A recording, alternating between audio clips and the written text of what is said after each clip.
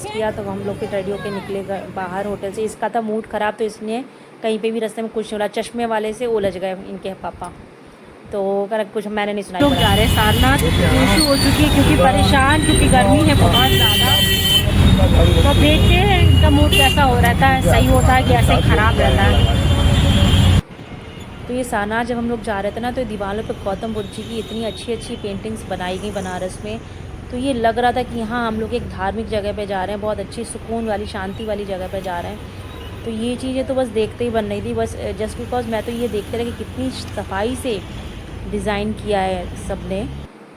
फिर हम लोग ये जब वहाँ पहुँच गए, फिर भैया वहाँ पे धूप थी बहुत तेज़। फिर हम लोगों ने अम्ब्रेलाज लिए, 3 अम्ब्रेला लिए, 2 इन लोगों ने लिए, एक मेरे पास था।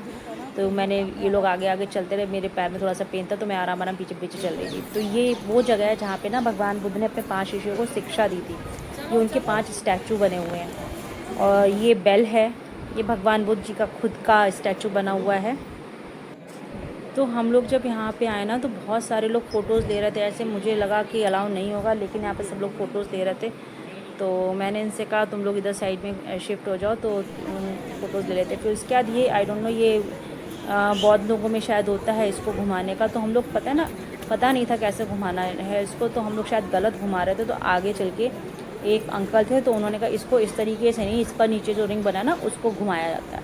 तो यह वही घूमता रहता है। तो धूप तो बहुत ज़्यादा थी, पैर जले जा रहे थे, लेकिन तब भी फटाफट से एक सर्कल कंप्लीट किया। मैं तो नहीं धूप उस पर गई क्योंकि ऑलरेडी प्रॉब्लम थी मेरे पैर में। फिर हम लोग यहाँ से निकले। यहाँ से जब हम लोग बाद में आराम से जब सब हो गया, तो हम लोग यहाँ से टेंपल से इससे निकल आए बाहर। फिर ये देखा, ये सबसे बड़ी बेल थी वहाँ पे। तो अब हम लोग आ गए बाहर। अब आप ये देख सकते हो, ये काम ना एक बाप ही कर सकता है, एक बेटी के ऊपर अम्ब्रेला लेके चलने का काम, क्योंकि कोई और इतना केयर नहीं कर सकता एक बच्चे की उसके बाप के अलावा।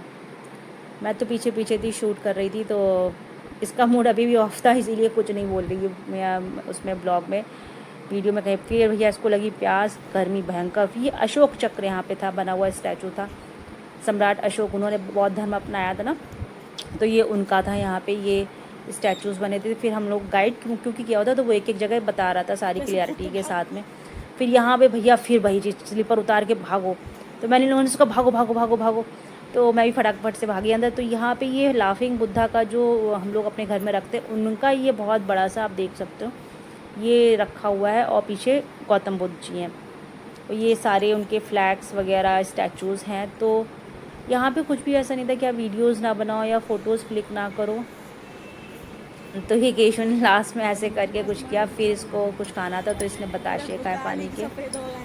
फिर क्योंकि भूख लगने लगी थी, थोड़े बहुत हम लोगों ने भी बताशे खाए, क्योंकि मिर्च के नहीं खा सकती, उसने मीठे बताशे खाए। तो भैया बताशे, लेकिन हाँ अच्छे थे इनके, जैसे भी थे बहुत अच्छे थे। अब ये सोच रही मुझे कब बताशे मिल जाए। और गर्मी में हाल है बेहाल।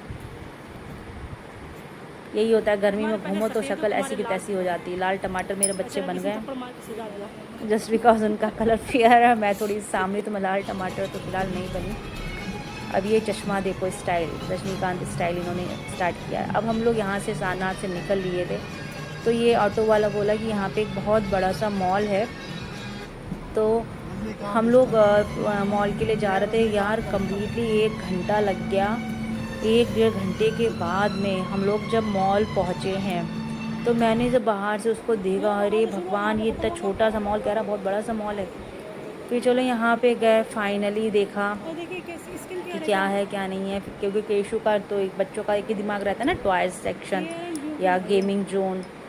तो मैं सारी चीज़ें देख रही थी कहाँ पे क्या है क्या नहीं है। तो ऊपर सबसे पहले तो गेमिंग जोन में इनको लेके गए, तो यहाँ पे ये सब चीज़ें था। हालांकि इसने नहीं, क्योंकि कभी भी ये गुड्डा पकड़ में नहीं आता है। तो वही सब देख रहे थे हम लोग कि क्या करना है क्या नहीं करना है। तो इन्होंने 1-2 गेम्स किए। उन 2-3 गेम्स के बाद में पानी, क्योंकि हमारी बॉटल में ख़त्म हो गया था, तो मैंने सोचा कि जब तक एक गेम खेल रही है तब तक मैं फटाफट से साइड में जाके वाटर कूलर रखा है, जल्दी से पानी भर लूँ जाके, वो रखा है उधर साइड में। तो वो मैंने फिल किया फ़िलहाल। तो अब यहाँ पे केशवी आई है, ये देखिए, ये डंप करने वो ये मारा। तो ये गेम इन्होंने किया और इन्हें बहुत अच्छा लगा, बहुत अच्छे से इन्होंने एंजॉय किया, बहुत बढ़िया तरीके से। तो ये चीज़ें बहुत अच्छी लगी कि हाँ चलो इसका थोड़ा सा मूड सही हुआ यहाँ पे। फिर हम लोग क्या लेके आई हो? यहाँ पर लगी थी केशु को भूख, तो उसने फ्रेंच फ्राइज़ ऑर्डर किए वहीं मॉल में ही। तो ये फ्रेंच फ्राइज़ आ गए थे, तो इन्होंने, इनकी दीदी ने फ्रेंच फ्राइज़ खाए। उसके बाद हम लोग निकल लिए बाटी चोखा खाने। ये देखो कितना सुंदर ट्रेडिशनल लुक दिया गया है इस कैंपस को। यहाँ पर दो थे, एक स्टार्टिंग में बाटी चोखा का फूडिंग का था, एक जस्ट सामने ट्रेडिशनल स्टाइल में।